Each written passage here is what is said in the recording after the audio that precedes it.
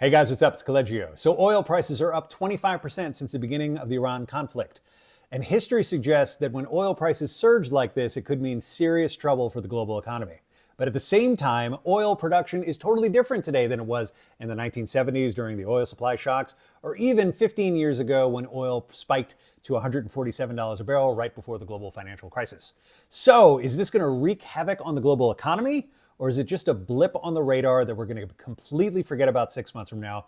I'm going to give an ultra-realist take on the oil price hike, the geopolitics at play, and what it means moving forward. But first, I want to get into the question of $100 oil because the media talks a lot about it, but doesn't often talk about the factors that go into the price of oil, and I want to get into those. So when you think about oil, there are two competing kind of views at play. One is that oil is primarily a geopolitical good where countries are vying for, a source of energy security. And the other is is the idea that oil is just a commodity like any other economy, and that there's a market for it just like there's a market for coins, corn, soybeans, or steel, right? Now, the geopolitical view is kind of rooted in history. Japan and Germany, in part, lost World War II because they didn't have access to oil, and there's a sense that countries want to have stable sources of energy. The Arab countries in OPEC, of course, used oil as an economic weapon in the 1970s against Israel and against the West. On the flip side, a lot of countries produce oil. It's not just a couple of countries in the middle of the world that are able to control the oil supply, and there's this sense that, if one country tries to corner the oil supply or tries to control it, production is going to pop up somewhere else and the whole thing will even out over time. So that's kind of like the geopolitical view and the economic libertarian view. And one or both of those could be in play at any given point in time. The second question is who actually produces the oil and how does that impact the price of oil? Now, the United States, of course, was the largest producer of oil for a long time. It was the country that invented oil exploration, Standard Oil. We used it to light homes with lanterns and that type of thing. U.S. oil production peaked in 1970. But then oil production shifted very strongly over to OPEC. OPEC is a cartel of countries that do a lot of oil production. It's mostly in the Middle East and Africa, but there are a couple of countries in Latin America that also participate in OPEC. OPEC in 1973 controlled 60% of the world's oil production. Okay, 2025 is about 40%. So a significant decrease. However, 40% of the world's oil is a lot, and it makes them a huge player in production. Now, what's really interesting is the United States over the last 15 years. As I mentioned, U.S. oil production peaked in 1970, and then it went on a kind of this slow, depressing decline until 2010 because a lot of the oil fields were depleted, frankly. But then one of the most amazing steps forward in industrial engineering happened, and it was the invention by U.S. petroleum engineers of shale rock fracking, where they started being able to pull oil out of shale rock. It was something, people knew that there was oil in the shale, but they didn't know how to get it out. The engineers perfected this in the late 2000s, early 2010. And by 2012, there was kind of this hockey stick moment in U.S. oil production. And by 2025, the U.S. produced 13.6 million barrels of oil per day, almost triple what it was producing in 2008. Okay, so a huge step forward in the U.S. oil production that has had major impacts geopolitically and across the world. Then, also impacting the price of oil is this question of excess capacity or overcapacity. Now, suppose that the world needs about 100 million barrels of oil per day to run its airplanes, to run its car fleet, to run all the other industrial applications that you need for oil, all right?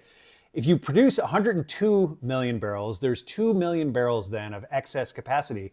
And what that does is if there's a hurricane that impacts the offshore oil rigs in the Gulf of Mexico, or if there's political unrest in Azerbaijan that keeps the oil from going to market there, this excess capacity is able to kick in and basically fill the gap and keep oil prices steady. All right. Now, Saudi Arabia was traditionally the source of the excess capacity in the world's oil market, mainly because they have a lot of oil, but it's also incredibly cheap to pull out of the ground, right? So at any given point, they could just produce another 4% of the world's oil and bring it to market, and that has a huge stabilizing impact on prices. So the excess capacity question is really, really critically important. But what's happened is that Iran has effectively shut down the Strait of Hormuz. And what this means is that 20% of the world's oil from the OPEC nations, Iraq, Kuwait, Bahrain, Qatar, the UAE, all of these countries are no longer able to get their oil to the market. It's 20% of the world's market. Now, the Saudis were smart. They actually, a number of years ago, did a huge pipeline project, and they don't have to push all of their market through the Persian Gulf in order to bring it to market. They have a pipeline, they can send it to the Red Sea, and they can basically ramp up to 7 million barrels a day of oil across their country, across the desert. They pump it over there, and they're able to do it. But it's not all. They're not able to put all of their oil through the pipeline, which means that the excess capacity that Saudi Arabia usually has dried up. They have the capacity to produce, but they don't have the capacity to transport it through their pipeline. That extra production is gone, and suddenly the world's demand hasn't decreased, so suddenly the prices are spiking. Now that raises an interesting question because the United States, as I mentioned, is now the world's leading producer of oil, mostly because of all the shale fracking that they've done in West Texas and North Dakota over the last 15 years. So the question then is, can the United States kind of step in as a new excess supplier and fill that gap? And the answer is sort of. The difference between Saudi Arabia and the rest of the world is that not only do they have a lot of oil, but it's like super easy to pull out of the ground, relatively speaking. It doesn't cost a lot to produce their oil. Producing oil out of shale in West Texas or the Bakken formation in North Dakota costs between $40 and $60 depending on the well, depending on the production, right? So it is now profitable for those wells to basically to turn on for those efforts to go in. They do the fracking, they start pulling the oil out of the ground. The problem is that it's not like turning on a faucet like it is in Saudi Arabia. They actually have to turn everything on. They have to turn on the infrastructure. They have to get all the transportation in play. They ship a lot of oil by train. They have to get all the routes set up. It's a production, whereas in Saudi Arabia, it's a much easier thing to do. So the answer is that yes, the United States can provide more capacity and can produce more oil, but it's not going to come to the market the same day or the same month even. It could take 3, 4, 5 months for all of that production to hit the oil market and to start we'll start seeing some price relief. So that's one of the big questions here. So, and there's a lot at play, right? So you have the geopolitics, you have the world production. It's happening all across the globe now. It's not just OPEC. You have this question of excess capacity. And then you have this question of what's going on with the Strait of Hormuz. Iran is basically keeping the shipping lanes closed. They're only allowing their tankers to go through. And then there's this question of, well, why can't we just secure the Strait of Hormuz? That's a very interesting question. Why can't the United States, with all of its military power, just basically make that area secure? Well, the answer is that it doesn't take a fixed position to hit an oil tanker with a rocket. You don't need a fixed battery position to do that the United States can go and destroy. It can be, you can hit an oil tanker with a shoulder-mounted rocket launcher, hiding behind a rock. So even if the United States bombed everything in the Strait of Hormuz and put soldiers on the ground, it still doesn't mean that it would be safe because there could be people out there trying to cause trouble and they could go in and figure out a way through improvised devices or mines or rocket launchers. They could find a way to make it very, very dangerous to ship oil through that choke point. All right. So this leads to a very, very big question. Can the United States actually secure the Strait of Hormuz? And if it can't, what does that mean for the oil market globally? It appears that the Iranian regime sees the Strait of Hormuz as a huge pain point for the United States and for the rest of the world. And it's because it is. They found a very, very difficult point of leverage against the United States because by shutting down the Strait of Hormuz, they can basically spike oil and make the whole world uncomfortable with what is going on in Iran, okay? So can the United States actually secure the strait? There's 3 ways to do this, all right? The one is the one that I mentioned. They just bomb it, try to occupy it, and try to keep it safe. And then can you really keep it 100% safe from people with rockets and, speedboats and mines? Probably not. There's probably something will go wrong in that scenario.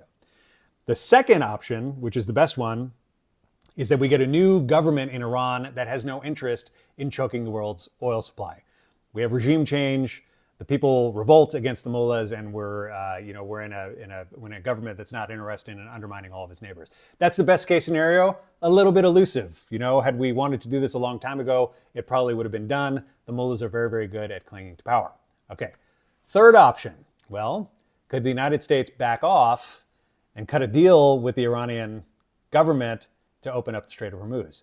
Well, the answer is yes, but that would make the United States the chump. It would make the United States very, very weak. We started a war that we couldn't finish. We tried to kick out a regime that we were unsuccessful with doing.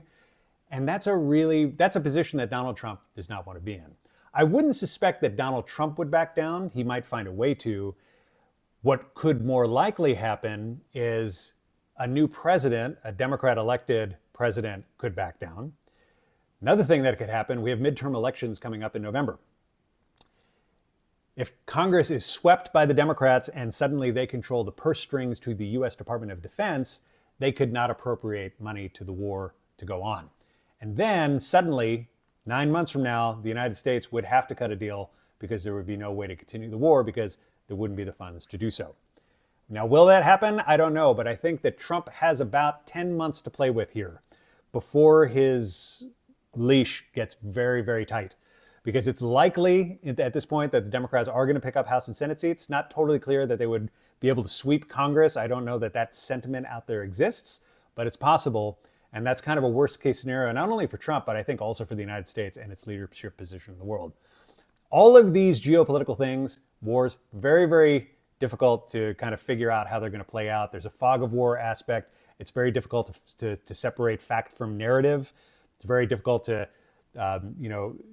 separate out what's really going to happen from a narrative that a staffer might be giving to a decision maker. Those are the types of things that are difficult in the fog of war. And I hope that the United States is successful because there's so much potential with a regime change in Iran, but it's always harder than you think. So that is my ultra-realist take on the oil price spike and the geopolitics surrounding it. Would love to know what you think. Drop a comment and make sure to subscribe. Thank you.